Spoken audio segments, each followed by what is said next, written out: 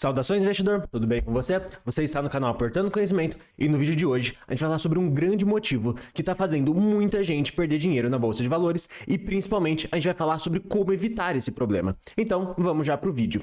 Então basicamente nesse vídeo a gente vai falar sobre um erro muito comum que os investidores cometem e esse erro está muito correlacionado com como as pessoas começam a investir. E aí eu gostaria de perguntar, como que você começou a investir? Como que você chegou na Bolsa de Valores? Bem, você viu um vídeo no YouTube, você viu um amigo falando, você escutou num grupo de conversas, você viu uma propaganda, falou, ai que interessante, foi aprendendo um pouco mais sobre. E geralmente quando as pessoas começam a investir, elas não têm muita noção do que está fazendo. E tá tudo bem, essa noção ela vai sendo construída com o tempo e não tem nada de errado nisso. Realmente é muito mais importante você começar meio que de qualquer jeito e depois vai se arrumando ali ao longo dos próximos anos, porque realmente o processo de investimento é longo e vai demorar vários anos para você atingir a sua liberdade financeira. Então você pode só simplesmente começar e depois ir buscar por mais conhecimento. Mas um erro muito grande que as pessoas cometem é não ter uma estratégia clara de investimentos. Porque quando elas começam a investir, a grande maioria realmente não tem essa estratégia clara. E aí eu gostaria de perguntar, você tem uma estratégia clara?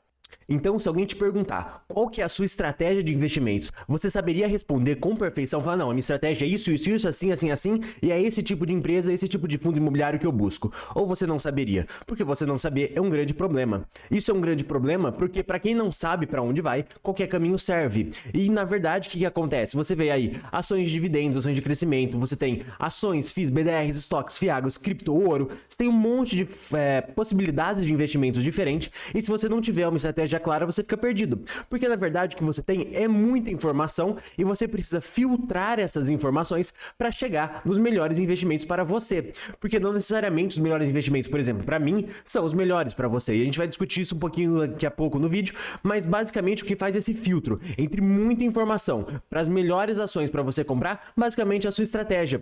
E é por isso que você precisa ter uma estratégia bem definida. E aqui eu te pergunto, como que você faz para ter uma estratégia? Bem, na verdade, não existe a melhor estratégia, uma estratégia certa.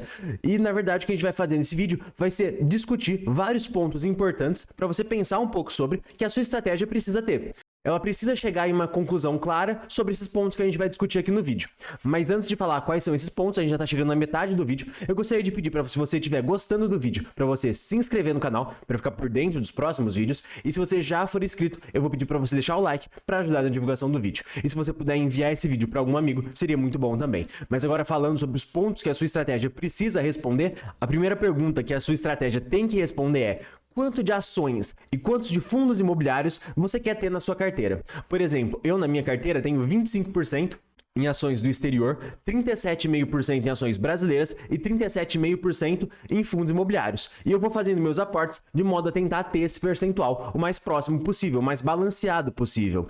Mas para você, qual que é o seu melhor percentual? Porque isso daqui vai depender muito do estilo de investidor que você é e também da sua idade, por exemplo. Se você tem, por exemplo, 60 anos, que tem gente aqui do canal nessa faixa etária que assiste aqui os vídeos, seria muito mais interessante você ter fundos imobiliários, porque eles vão pagar mensalmente uma renda que você vai poder gastar e tá tudo certo. Agora, se você for mais como eu, que tem na casa dos 20, 23 anos, você poderia ter muito mais ações, porque elas têm um maior potencial de crescimento, mas tem um risco muito maior também. Então as ações, por mais que ela tenha um maior potencial de retorno, elas são mais voláteis, elas sobem e descem o preço muito mais do que os fundos imobiliários, em média 3 vezes mais.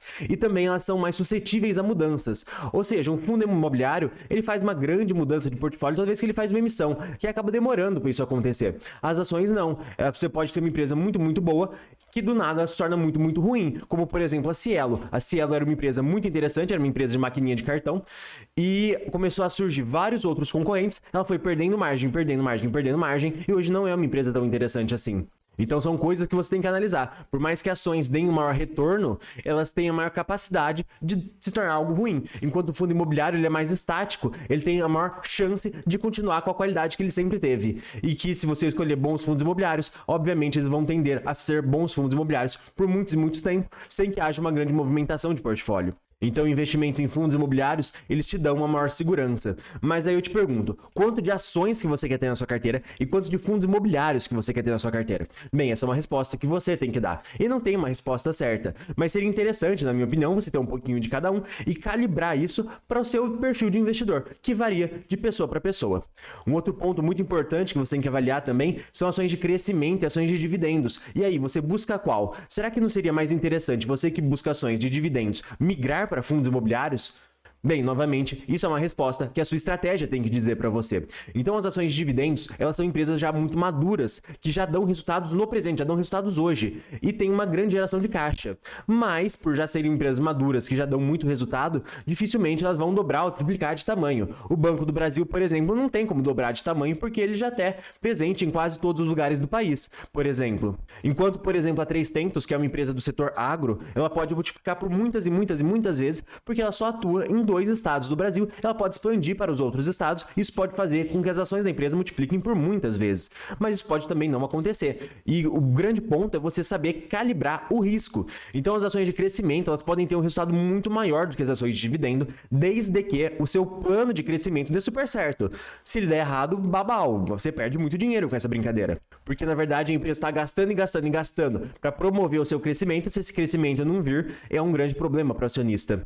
E um outro ponto muito importante das ações de crescimento é que elas necessitam de tempo. Esse crescimento que a empresa vai ter vai demorar aí pelo menos uns 5, 10, 15, 20 anos em alguns casos. Então, se você tem tempo para esperar tudo isso, ótimo. Mas voltando no caso, se você for já um senhor que tem por volta dos 60 anos, você não vai querer comprar uma ação para esperar 20 anos para depois colher o resultado. Seria muito mais interessante você ir para ações de dividendos, você ir para fundos imobiliários. Agora, se você é jovem, você ter uma porção maior de ações de crescimento se torna muito interessante, porque você tem esse tempo para gastar, você tem tempo para esperar essas ações se multiplicarem por muitas vezes e o plano de crescimento dessas empresas darem certo. Então é outra coisa que a sua estratégia tem que ter um ponto muito claro.